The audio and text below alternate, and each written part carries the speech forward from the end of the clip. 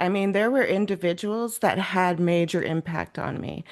There was a teacher who cared about me so much that he offered me an afternoon job to help him with his tasks as a teacher.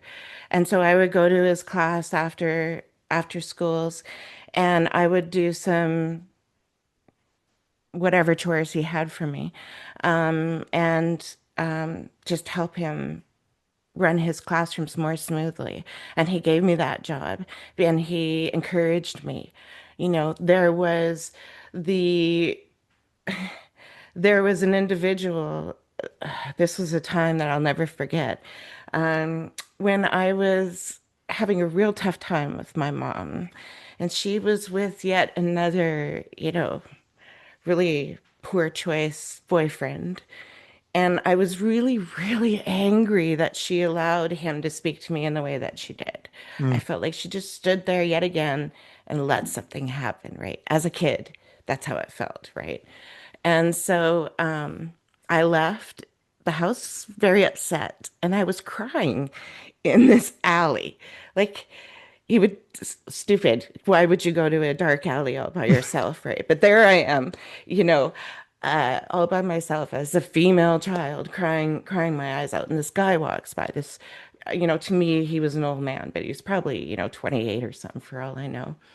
And he walks by and he had this total look of compassion, like not a creep, not a weirdo. You could just body language, you could just see it all over him that he didn't want to leave. He was like, "Are you okay? Like, is there something I can do for you?" And I was like, "I'm okay." And I'm like, "Holy crap, someone caught me." And I'm trying to, like, don't look at me, everything's fine. Here's my new face.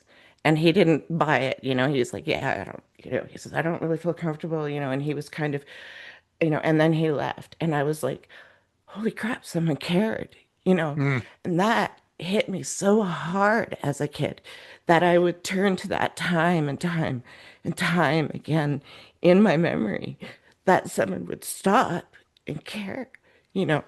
So that really affected me. And then there was another person who taught me that I had the power to heal my own wounds, right? So, okay, so someone put that fish hook in you and it's sitting there and it's like a horrible, ugly wound because it's been sitting there a long time Mm. and it's hooked into you. And while they're no longer tugging on the line is still there and it's infected and all that. And if I take that hook out and if I clean that wound and I tend to it and I allow it to heal, I'll always have that scar. I'll look in the mirror, I'll see that scar, but I can heal that wound. I don't have to let that wound poison the rest of my body, right? And it continue to fester. I can heal that wound. And I had that power. And when she put it to me in that way, I got very proactive. I was like reading every self-help book I could get out of the library. I started talking. My husband was very good about helping me talk. I wasn't good at the whole talking thing about how I'm feeling. And so he got me to do that, right? And it was in this really safe thing. Like, he wasn't trying to fix me. He wasn't trying to give me oh, well, here's the tool you need to do. He wasn't doing any of that. There was none of, he Mm. was just there and he accepted it. And I was like, well, this is weird. I can be like this and that's okay. And so I became reliant on having that trust with that person. And I still do. Yeah.